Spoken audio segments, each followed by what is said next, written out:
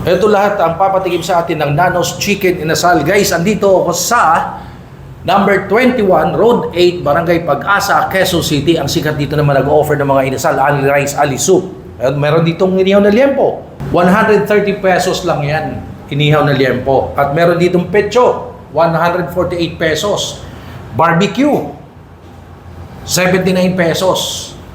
Paa or hita ng manok, 133 pesos. Isol or puwet ng manok, 79 pesos, dalawa. May rice.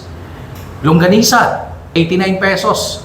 Tapos may rice, isang piraso, 3 pirasong longganisa. Ayan, so ito, titikman na natin. Namiss ko itong chicken as.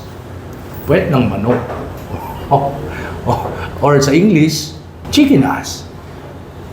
Isol kung sa Western Visayas. Sa Tagalog, puwet ng manok. Sa English, chicken as. Tikim on time. Namiss ko yun yung flavor na yun. Ito naman, longganisa, kumbaga parang Cebu style chorizo, tiki man time.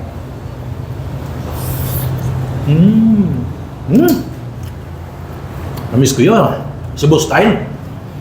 Please follow me on TikTok, Instagram, Facebook page, Noah Lamal Vlogs for the Chapel and of course, sa kabuuan ng video nito, panoorin sa YouTube channel. Ito yung Facebook page ng Nanos Chicken Inasal.